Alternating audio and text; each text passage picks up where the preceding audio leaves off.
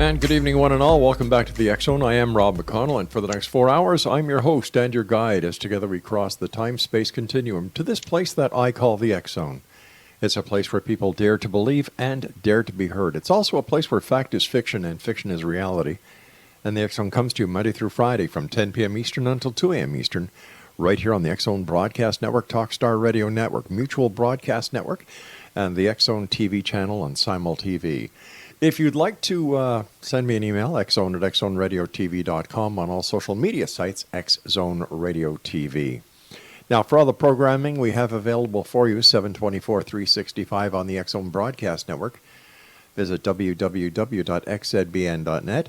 And for the broadcast schedule for the X Zone TV channel on Simul TV, go to simultv.com.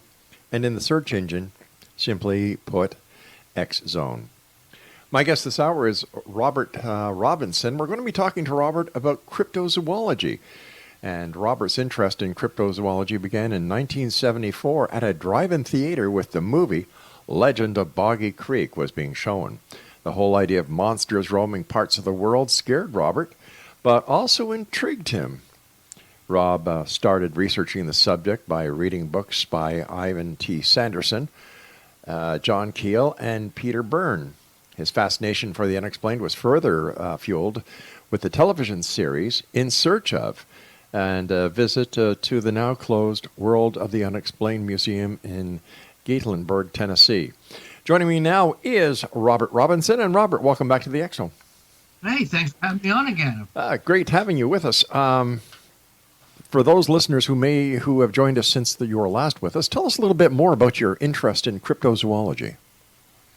Well, it's something like I said, I've been into since I was a kid. Yeah. You know, it sounded funny, but when I was in middle school, if I had to do a book report, I would simply pull up one of those books by Ivan T. Sanderson or John Keel, and it was kind of a guaranteed A on a book report. Mm-hmm. You know, but this, I participated in a couple. I think my first real monster hunt or looking for a cryptid was when my mother took me to Loch Ness back in 1975. And I mean, I'll grant you, we're only up there for 2 hours, but Mm-hmm. it definitely left an impression on me. In high school, I remember taking my friends over to go look for Momo, the Missouri Bigfoot. Mm-hmm. Which we didn't really plan that one out all too well, and we didn't take the necessary equipment and supplies that we needed, and it turned out to be kind of a disaster. But it was fun out looking for it. Going in the military, I didn't have I did a lot of reading, but I didn't do too much into it. But when I retired in 2003 and moved to Florida, I fully jumped in to the whole search for Bigfoot, or here in Florida they call it the skunk ape. So tell me, if in all the years that you've been searching for Bigfoot or a skunk ape, have you seen him? Have you had encounters, or have you come even close? Well, I have a couple times. I believe I've come up close. Mm-hmm. Back in 2012, I had a hunter who saw it and actually took a video. Thanksgiving morning, and he came 2 weeks later and told us, me and the wife, about it. We went out there, Right. and showed me the area. Well, I did a little map search and looked at the direction this animal was going, and I went out and put some trail cams. Well, I went out, I think it was a week later. I took my wife and my son and my daughter, and we went down, me and my son walked down this path to get the trail cam, and we heard something screaming at us and walking through the swamps, and whenever we would stop, it would stop. And then my son had some night vision goggles, and I took the night vision goggles, looked over and saw something, that was standing, I'd say approximately 8 foot tall in the wood line, glowing eyes. Now, I didn't see an outline of the whatever it was, but I did see the glowing eyes, and I only saw it with the night vision.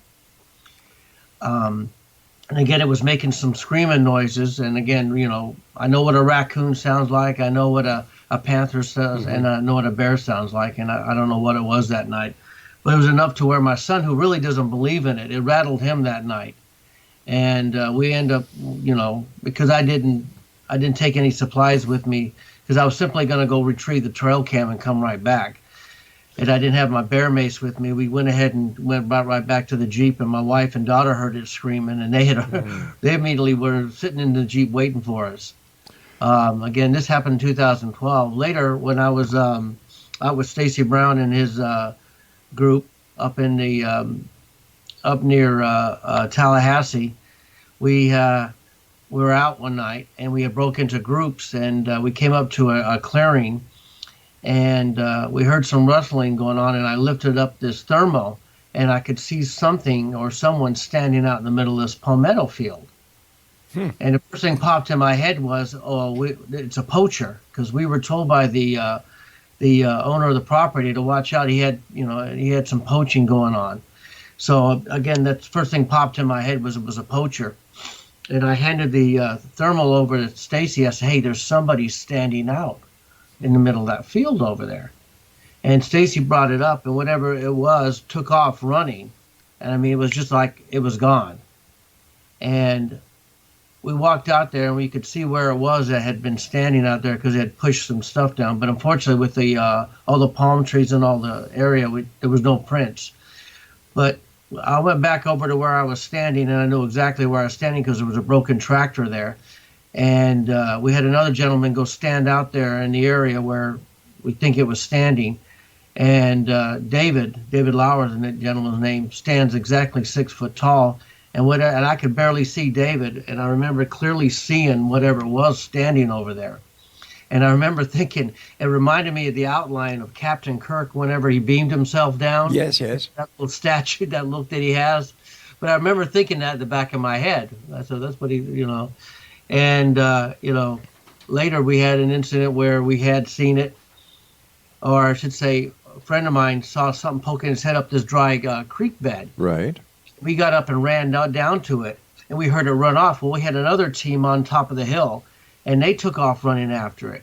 Well, my wife calls me up. She was staying in a cabin up in this area near, not too far, and she says, "Hey, are you guys up near the cabin?" And I said, "Yeah," because I thought that's where I saw Brandon and his group run up. Well, Brandon come walking back down later, and he said, "Oh, man, we lost it." I said, "Yeah, I know. My wife called me or texted me. She heard you guys about the cabin." He goes, "We were never ever at the, we weren't at the cabin, dude. We went at a different location." I said, "My wife hears something walking around outside the cabin." So we quickly ran up there real quick, and as we got up there, whatever it was took off running, and my wife, opened the door and said, "What's going on here? Who's running around?" And we told her what happened. And of course, she says, "Okay, I'm ready to go home." Listen, with all the experience that you've had with Bigfoot, doing the research for Bigfoot over the Skunk Ape, what do you think Bigfoot is? Now, my humble opinion, again, I'm not an anthropologist or I do not have any kind of degree in that kind of field, but from what I'm looking at, and again, going off the sightings that I've been recording, it looks like some kind of a primate-type creature. Really? Again, I'm going off sightings, and how it was described. And, I had one lady who was in a tree stand, fell asleep, woke up, and the thing was looking up, and she commented, even in her panic, that she had a very human face look on it, to it. Excuse me. Unbelievable. Listen, you and I have to take our first break, Robert. Thanks so much for coming back on and sharing with us. We're going to be talking to you later on, not only more about cryptids, but we're going to be talking to you about the books that you've published, including Legend Tripping, The Ultimate Adventure, as well as your new book that's coming out. So, Exonation, Robert Robinson is my guest this hour, and Rob was talking about In Search of with Leonard Nimoy. And of course, on the Exxon TV channel, we feature all 143 episodes of In Search of. In fact, we are going to be working with the In Search of people with a brand new trailer and tail to the existing In Search ofs that Leonard Nimoy hosted. It's going to be called In Search of Then and Now. Much more about this as we get into production, and we'll be able to spill the beans a little bit more about who, what, when, where, why, and how. This is the X Zone. I am Rob McConnell. We're coming to you from our broadcast center and studios in Niagara, Ontario, Canada. If you'd like to send me an email, xzone@xzoneradiotv.com on all social media sites. X Zone Radio TV. And I'd like to say hello to all the new listeners and viewers that we have in Los Angeles, California, who listen to us and watch us on HDTV 55. I'll be back on the other side of this break. Don't go away.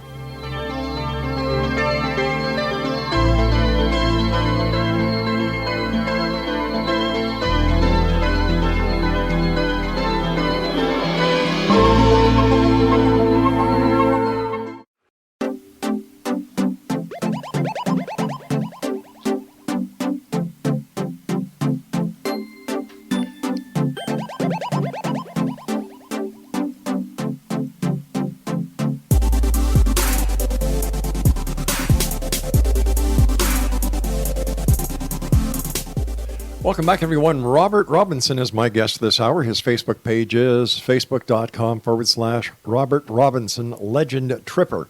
And Robert has written for numerous magazines, to include Cryptid Culture and World Explorers magazine. Robert published his book, Legend Tripping, The Ultimate Adventure, in 2016. And it was published by Adventures Unlimited Press. And he has a new book coming out. And we're going to be talking to Robert about that new book a little later in this hour. Robert, with all the trail cams that are out there, with all the webcams that are out there, how come there hasn't been, in your opinion, that all-conclusive photo of Bigfoot? Well, when it comes to trail cams, what I think is that the animals know they're there. Okay. I'm not sure if these animals can, because I do know their senses are very acute, if they can hear them, or if the trail cams are giving off some kind of a human scent. But for some reason, they do seem to know they're there from what I've seen. And I still put out trail cams. I've been trying to put them up a little higher up in the trees than we normally do, in hopes that maybe they can't hear them or see them. Right. But there has, the people have actually had some luck. I've seen some where some people have actually seen it with some drones. Really? A couple of them. But again, back to your question, somehow they can see them. I remember there was a video not too long ago where a scientist put a trail cam and around some apes, some chimps, and lo and behold, and he had it all covered up in disguise, and the chimps went right over to it, so they knew it was there. So it would seem that whatever's out there knows it's there. It would seem that Bigfoot is very intelligent. Well, I've always said that these are, and I always tell people when we're out looking for them, you can't treat this like a stupid animal, like a bear or any other. Right. I mean, let's be real. What's the smartest animal in the world? The one that the one that avoids humans. So true. And they do have a sense of reasoning. They do know to stay away from humans for the most part. For the most part, they seem to show a higher degree of intelligence than, any normal animal out there. There seems to be new speculation within the paranormal community and even some of the UFO groups that there's a connection between Bigfoot and UFOs. What is your opinion on that hypothesis? I have heard that. I've actually had some people, relate some stories to me. I myself have never seen any evidence to have that. But, I always tell everybody, I keep an open mind, right. But not so open that my brain falls out. But I do listen to people's stories, yeah. And me personally, until I see, unknown craft come down and a large hairy creature come out of it, I'm still going to treat it as a flesh and blood creature of this planet. I think that connection comes from the Star Wars movies, where Chewbacca, resembles, for all sense and purposes, a Bigfoot. And, yes. I think this is where it all started, because we had our research people try and find out any correlation to Bigfoot UFOs prior to the Star Wars trilogies, and they couldn't find any. Well, there was a lady back in the 60s and 70s, Ramona Clark Hibner, down here in Florida. In fact, she was one of the first really serious investigators down here, really did some outstanding research. She died in 1986, and a lot of her research went to John Green. But in one of the articles I read, that she did notice there was some correlation when people were seeing a UFO. Later on, they were seeing a Bigfoot. Now, again, she didn't see anything, Yeah. but she did make a point of putting that in one of her articles. Robert, what can you tell us about Bigfoot, about his habits, his habitat, the lifestyle of a Bigfoot?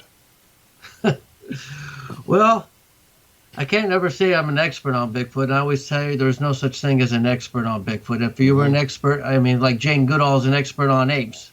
The reason is you could go up to Jane and say, hey, could you show me some gorillas? And Jane can show you some gorillas. Right, exactly. You know, if you come up to me and say, Rob, you're an expert on Bigfoot, show me some Bigfoot. I can't show you a Bigfoot. I mean, I can tell you where I definitely consider myself a top researcher. Mm-hmm. And I go off of sightings. But as far as the, what I believe this animal is pretty much nocturnal. And I think that's mostly because of security reasons, that it can move around without being detected. Here in Florida, it gets more active as it gets colder during the colder months. And I attribute that to the fact of the weather. One of the difference between the skunk ape here in Florida and the Bigfoot or Sasquatch located on the west coast is the Bigfoot seems to have a bigger muscle mass than the skunk ape here in Florida, which seems to be leaner. I would imagine that has something to do with the climate, that the Bigfoot on the way. Yeah, that makes perfect sense. In fact, one lady even said, described it looked like Bigfoot who after he'd been to the gym. What is your opinion of the Gimlin-Patterson film? My own opinion is I think they got lucky and actually filmed a real Bigfoot or an unknown cryptid creature. Right. I think the fact that they smell the horses threw the animal off. Mm-hmm. And, because if you see this story, the thing was, was bent over drinking out of a creek and they surprised it. I believe if they had been walking around on foot, they or Patty, as they call it, would have got a whiff of them versus the horses and probably would have, taken off out of the area. But I think Roger got lucky. I think he did, and I think he actually, what he filmed is a real creature and not a man or a person in a suit. I had the opportunity of sharing an hour with M.K. Davis a couple of weeks ago. And in fact, if you go onto our archives, you can listen to that interview. And it was quite interesting how he enhanced every frame of that film, frame by frame by frame by frame, until that he was able to enhance it to the footage that we all see today. What would you do? What would you do if you were out in Florida? By the way, what do you guys in Florida consider cold? Oh goodness! Hey, anything below 50 degrees. Oh well, you're talking to a guy up here in Canada, where cold to us is anything less than 0 is cold, and then it goes to minus 15, 20, 25. Oh, we don't get any of that. Maybe that's why we have no Bigfoot around here. Maybe, right, Craig? I mean, besides your mother-in-law, Craig. Yeah. What would you do if you and your son? By the way, I love the fact that you are very family orientated and that you take pride in bringing your family along with you. I think that's wonderful. What would you do if you and your son were on a trail and you saw a Bigfoot? What would you do? Well, if I have my camera or whatever, I'm definitely going to start filming it. Yeah. And I'm just going to keep filming it. And hopefully this animal's not aggressive. It's just going to, which a lot of reports around here, it's not. It just kind of sees you, stares at you, and walks off or runs off. But I'm going to sit there and just enjoy the moment. And I go back to that gentleman I told you who saw it on Thanksgiving. Yes. And listen to his story and just excitement and just that he got to see something that nobody else has really gotten to see. So far. And he really takes it that way. And I was really envious of him to have that feeling to actually see this creature. Maybe someday you will, my friend. Well, they say, persistence pays off, and it always I'm going to keep doing it till I see it. There you go. What advice would you give to people who are wanting to go into the woods and look for Bigfoot or the skunk ape? Well, it's kind of funny because that's pretty much what I put in my book too. I go over because I have dealt with people. I've taken people out Bigfoot hunting, and I've had people who've gone out there without taking the proper equipment. Yeah. When you do go out, Mm-hmm. don't just assume it's a day trip. And take a camera and that's it. Always pack like you're going to be going overnight. Be prepared.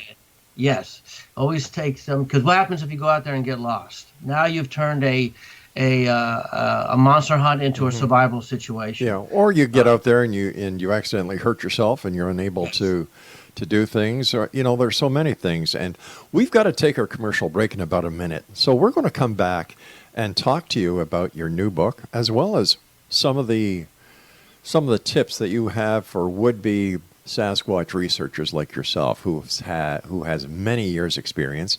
And Exonation Robert has written for numerous magazines, and he's got a great book entitled, in fact, last time he was on the show, he talked about Legend Tripping, the Ultimate Adventure.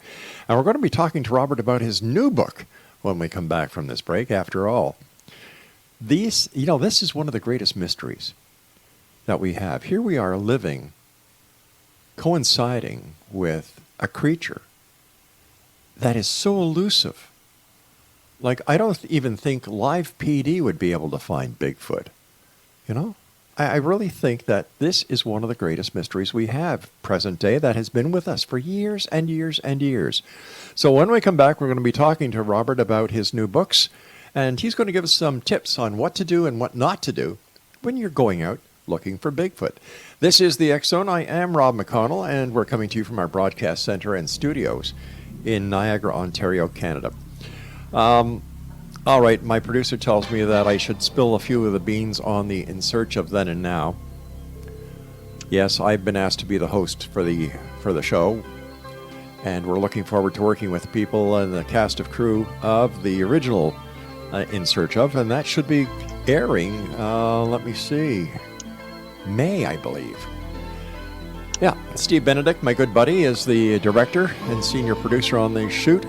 So we're going to have a lot of fun, and I'll keep you guys abreast because the X-Zone Nation comes first. We'll be back on the other side of this break. Don't go away.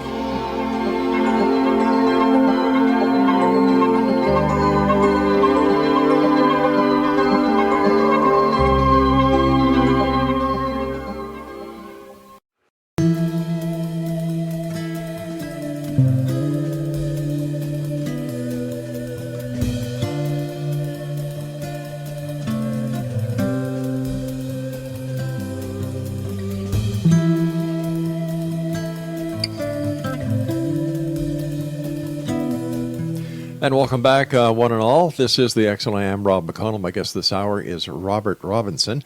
And if you'd like to check out Robert's website, his Facebook page, I should say, it's Robert Robinson, Legend Tripper. And Robert, what are some of the tips that you would give to people? I mean, besides going out, being prepared for any eventuality that might occur, don't look at it as a day trip, but prepare for, goodness knows what. What's some of the equipment that these people should take with them? Well, one thing I want to say, don't go out in the woods by yourself. Good idea. You always go as a team. Mm-hmm. Some of the equipment that I like to take out with me are a thermo, and nowadays you can get them at pretty cheap. In fact, if you go on eBay, there's always somebody selling a thermo at a really good price. And there's two different kind of out there. And some of them are really actually pretty good, and you can actually videotape with them. Night vision. Mm-hmm. There's all kinds of night vision devices you can get out there nowadays. Definitely take a flashlight. And definitely take some kind of a camera of some sort. If you have a camera that has night vision capability, that's even better.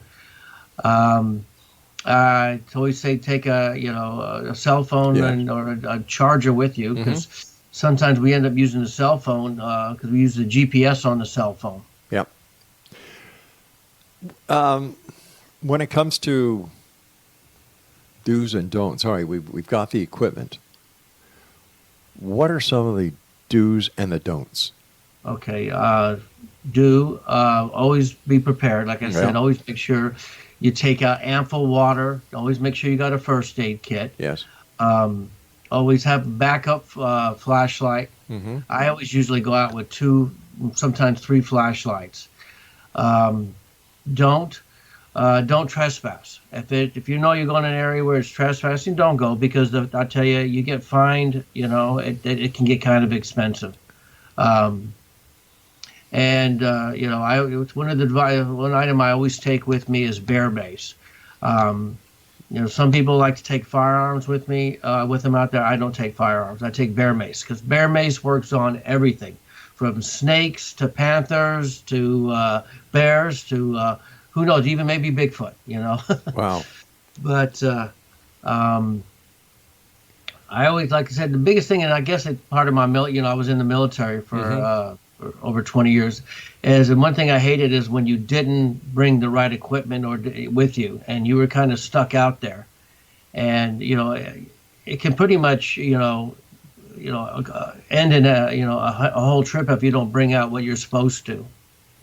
And I said, don't push yourself past your limits. I've seen some people go out there where we've had to pretty much almost carry them back to the car, because they push themselves back, and you got to know your limitations out there. If you're not physically fit, you need to I've had some people who aren't physically fit or had some kind of medical conditions, and they thought, well, I can't go out Bigfoot hunting, because I said, not necessarily. You can go what they call car camping, where you go find an area where this thing's been seen, and you can put up a tent and stuff near your vehicle. Right. To the best of your knowledge, has anyone ever been attacked by a Bigfoot? Well, the only story that I know happened back in 1916 up in the Okefenokee Swamp at the border of Georgia and Florida. And I'm going to try and tell this story real quick. Some settlers, two of them came down with an Indian guide. They found some tracks. Then they heard some screams, and they decided to get the heck out of Dodge and went back up there, told the rest of the people. Some people came down, I believe there was 8 or 9 of them, came down to the site.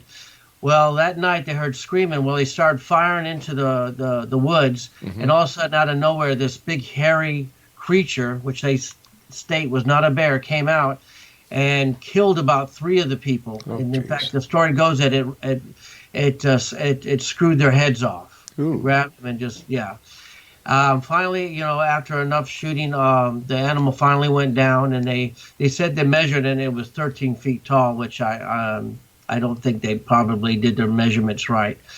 But after they were debating what to do, they heard some more screaming, and they said, oh, God, there's more of these things. And they hogtailed it back up to their settlement back up in Georgia. My God. I would imagine it's also a very good idea to, when you're going out, to go with somebody who has actually done this before. Well, I say that a lot of times, when in my book, I said, hey, just get online and find some teams that go out here. I mean, there's Bigfoot groups in every state. And I mean, but I think there may not be one in Hawaii, but but every place else there is. And they're very inviting people. You just find out when they're going out, ask to come out with them. And more or less, they'll let you come out, and, you'll come out and they'll tell you everything. They'll show you what to look for.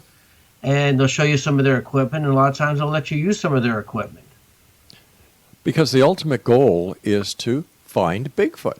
And the more people you have looking, the more likely you are to actually find the evidence and the proof that will once and for all satisfy one and all that Bigfoot is real.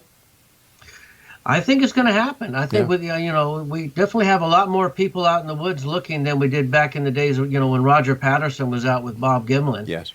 And I think eventually it's going to be a payoff, I mean, I'm one of those people that I don't believe in shooting this animal. I understand science needs a specimen to verify its existence. But I always say, if somebody's going to kill one, it's not going to be me. Well, plus who says science has to have a dead one? Yeah. Well, I always make, I joke around and say, if I'm walking in the woods and I happen to walk across one that has died of natural causes, I'm definitely not going to leave it there. I'm going to load it up in the back of my vehicle, go find me the first Wendy's restaurant, because Wendy's has gigantic refrigerators, and stick it in there. And then I'm going to call Dr. Jeff Muldrum and all these other guys. Hey, get down here and see this thing before the government takes it away from me. Why? You just said something very interesting. Before the government takes it away from me. Why do you think the government would take it away from you? Well, it's an unknown species of animal. I mean, I think of any unknown species animal, they would come take it away from you. I mean, it's just, I mean, if you're like in here in Florida, if you come Hmm. across a dead panther and you call, they will come get that panther. Okay, You know, I can understand I that. mean, okay, I mean, I realize a panther is something we verify that we do know exists, Yeah. but I just can't. They're darn sure not going to let me keep it. Because I mean, Oh, I thought that you were alluding that there's a conspiracy for the government to suppress the information that Bigfoot would actually be alive, be a real cryptid. well, I mean, I've never, I have heard some stories from some people where Hmm. they were, who work in the fish and wildlife, and they were told that, if they do get some kind of a sighting, they have to make a phone call, Yeah. and then some people come down and verify if it is real or just a bear or something. Um, and it pretty much when they show up, it's kind of almost like that whole Men in Black type Yeah. thing. Uh, But what about these other organizations? For example, Tom Biscardi has to be one of the greatest hoaxers around when it comes to Bigfoot, and you've got that group. I forget where they are, where they actually go out hunting with the purpose of shooting and killing a Bigfoot on TV. What does this do to the mhm. Credible Research Society and the different research organizations who are out there to prove the existence of this creature? Well, I mean, I do know some investigators that do believe in killing one of these animals. Again, that's not me. Yeah. I do understand. Again, science is going to need a specimen of this animal to verify just what it is, and like any other animal we discover, we want to know everything about it. But if Bigfoot has been able to elude us for this long, and appears to be more intelligent than we ever suspected he or she would be, by killing one, would we not be endangering the rest of the species and the rest of the researchers who might be out there if it was known by other Bigfoot that we are now going looking for them with the intent to kill? Quick answer: yes. Um, but unfortunately, there are people that looking for that money. Yeah. They kill themselves a Bigfoot. There's a big payoff to go with it, and they're famous for it. Um, Me, I just want to see it. I want to Hmm. look at it, and I want to verify it's there. I realize if I take pictures, they're probably scrutinized, and I can live with that. Sure. But just the fact that to know the animal's there and just be able to study it as long as I can before it walks off or whatever. Um, I would hate to see this animal die out. It's not, it hasn't done anything to anybody. That's It right. keeps pretty much keeps to itself.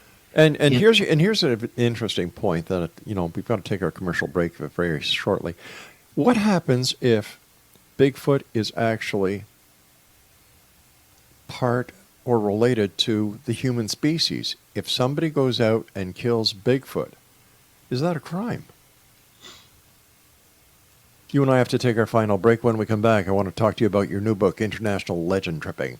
Exonation, my guest this hour is Robert Robinson. Visit his Facebook webpage at facebook.com/Robert Robinson Legend Tripper. This is the X Zone. I am Rob McConnell. We're coming to you from our broadcast center and studios in Niagara, Ontario, Canada. If you would like to send me an email, it's the same email that I've had for the past 30 years doing this show, xzone@xzoneradiotv.com. On all social media sites, X Zone Radio TV. To find out about the broadcast schedule for the X Zone Broadcast Network, www.xzbn.net. And for the X Zone TV channel on Simul TV, go to simultv.com, and in the search engine, just type in X Zone. It'll bring you right to our channel. I'll be back. Don't go away.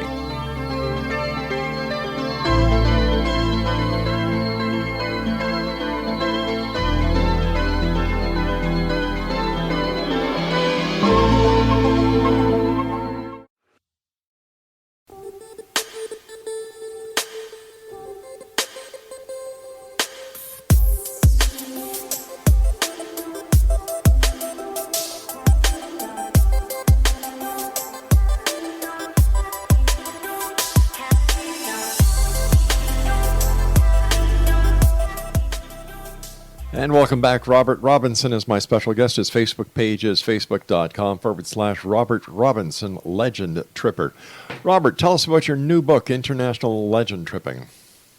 Okay, well, real quick, Bob, I wanted to share something with you because I heard you talking about the In Search of show. Yeah. Remember I told you in my bio I go to see the World of the Unexplained? Yes. Well, back there when I went in 1976, it was in Gatlinburg, Tennessee. I talked my parents into letting us go in there. And when we got to the entrance, at the entrance was a big TV, and in the TV was Leonard Nimoy giving an introduction to World of the Unexplained. Wow. Later on, I made friends with Ed Meyer, one of the directors over at Ripley's, and I told him all about it, and he gave me a copy of that video. Fascinating. Of Leonard Nimoy. Excellent. It is, isn't it? I just thought I just wanted to throw that out there. No, I appreciate that. But unfortunately, I can't put it on video because otherwise, Leonard Nimoy's family will probably, take me to court. But anyway, back to my book, International Legend Tripping. Yes. It's a sequel to my first book, Legend Tripping, which is pretty much grounded, or I should say, my first book pretty much deals with the United States and parts of Canada. Mm-hmm. Whereas my new book, International Legend Tripping, I have branched out to all over the world. I have been searching for legends, and I can't begin to tell you how many Bigfoot-type creatures that I found all over the world. And, I was actually amazed how many I found. I realized when I went looking for the paranormal that there's going to be a lot of haunted places, especially in England, of course. I think. Yes. And then, of course, I did some on aquatic creatures, and all of a sudden I found myself looking into about mermaid, or I should say aquatic humanoids legends, and I'm really surprised how many I found about that. It's actually been it's been really cool, because when I did Legend Tripping, I pretty much knew a lot of the legends I was looking at. Mm-hmm. Whereas this one, I've actually, doing research, I found so many of them, and I was like, man, if somebody just gave me the opportunity to, say, hey, if I give you one wish only, I said, I want to go look for every place in this book that I'm looking, I wrote about. Can you share some of the legends with us? Well, as far as the, I'll talk about some of the places up in, Canada. Mm-hmm. You got Halifax Citadel at Fort George. Yes, Fort George. Which I thought was, which I want to visit. You got Casa Loma in Toronto. Yes. You got the Carl Beck House in Ontario. Mm-hmm.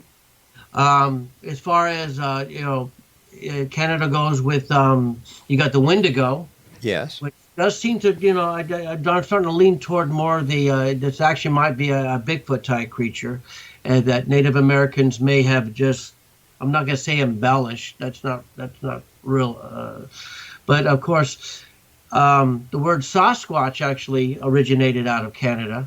The Native Americans up in there actually started using it before it was used down here, which, believe it or not, the word Sasquatch gained fame in the United States when that show, The $6 Million Man, came on. Believe it or not. When Andre the Giant was actually in the Sasquatch outfit.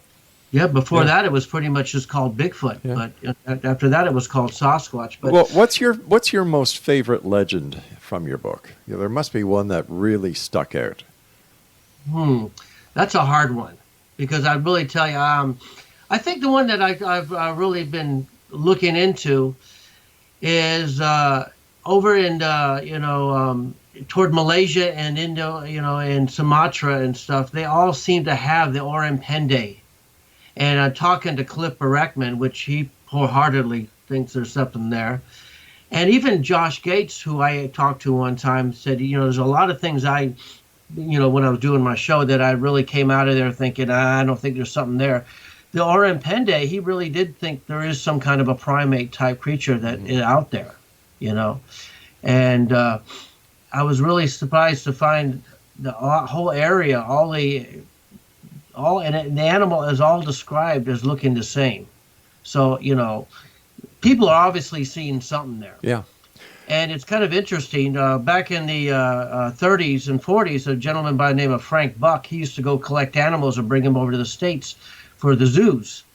And he actually had an 8-foot orangutan type creature. and most orangutans rarely get over 6 foot. And I'm wondering if he actually didn't have an orang pendai, but unfortunately the animal died on the boat ride back to the United States, and they end up having to throw it overboard. That's fortunately what they did back then when the animal died on boats. They threw him overboard. So I mean, I just as a kid I was a big fan of Frank Bucks. So, and that he actually may have had one had one. It's just pretty cool. What do you think ever happened to the Mothman prophecies? The Mothman that was figured prominently for a little while, then all of a sudden kind of faded away. Unfortunately, there's a lot of legends out there, and the Mothman's one of them. The Jersey Devil, there's another one. The Dover Demon is like seen once. I mean, if I was to come up with my own idea, I would think this animal maybe extraterrestrial. Because there was some strange lights seen prior to the Mothman being seen too. So do you think that there is a connection between ETs and some of these cryptids? Like we touched very briefly before on Bigfoot, but the other cryptids that are part of urban legends, is it possible that these creatures are actually from an ET origin? I think some of them are. I mean, my own opinion, like the Dover Demon. Definitely. I mean, if you look at it, it almost looks like a ET from the movie. Large head, large eyes, small, slender body. You have the there were some little creatures, I can't remember exactly where it was up in Kentucky, where they terrorized a family, and it was pretty much, they attributed that to be an extraterrestrial. I do think there are some animals that are some cryptids, as you would, that I think are extraterrestrial in origin. Where is your book available? Is it out yet? My international legend trip, and we're just finishing up now. The gentleman who's doing the cover is finishing up the cover, and we're still going through the final prints. And it's looking like we're going to have it out this summer. Oh, that's great! That's great. And where can people get copies of your first book? Well, Legend Trip is my first book, Legend Trip and the Ultimate Adventure, is available on Amazon, and it is available at my publishing Adventures Unlimited Press. And of course, if you ever see me in one of these conferences or conventions, I usually have my books, and I usually, I'm there to sign them for anybody who brings them up to me. Excellent. Just before we go, what do you think the likelihood of Bigfoot being a time traveler? I've also heard this new theory where he goes from dimension to dimension, and that's why we can never actually find him. Well, it's the same concept of this animal being able to go into a different, vortexes into different dimensions, or this animal has the ability to cloak itself. Right. And I'll be honest, my thinking initially is that this animal has this ability. Wouldn't it be running this planet instead of us? Maybe it is. What are your final thoughts for the X Zone Nation tonight, Robert? Well, I tell you, the world is just full of the unexplained, and like I said, TV show In Search Of started it all for one of the shows that started it for me. If you want to go out and look, I encourage everybody to get out there and go legend tripping. It's easy to do. Get out there, you can go on the internet and find out the closest legend out there. I mean, it doesn't have to be cryptids. It could be paranormal, UFO, or just some place that has an unexplained, places like Gravity Hills or Ghost Lights. And just make sure you're safe about it. And like I said, if you're going to the woods, always make sure you go with somebody. So what's next for you? You've got 2 books under your belt. What's next? Well, I'm also doing a book about the skunk ape, but I've ran into a bit of a snag. I found a gentleman who says he has some of Ramona Clark's stuff, but unfortunately, he thought I was an FBI. He's one of those UFO conspiracy, and for some strange reason, he thought I was an FBI agent. And he was ready, he just got, I believe you're one of those guys and all that. And I was almost at that point when I was going to look at him and say, you know what, you're right, I am the FBI. You better give me that information right now, or I'm going to have a van come pick you up right now. But I said, no, I'm not going to do that. But I said, no, I'm not with the FBI. I just want to get as much information. I'm trying to find information that hasn't been published about the Right. skunk. Robert, it's always a pleasure talking to you. Continued success. And one more time, let our listeners know what your Facebook page is. It's Facebook is Robert Robinson, Legend Tripper. I have a blog called Legend Trippers of America. Robert, take care of yourself. Happy hunting, my friend. Thank you again. Hey, thank you for having me on the show. I had a great time. It's my great pleasure. Take care, sir. All right, Exonation, that's Robert Robinson. And once again, if you'd like to visit his Facebook page, Robert Robinson, Legend Tripper. That's facebook.com/Robert Robinson, Legend Tripper.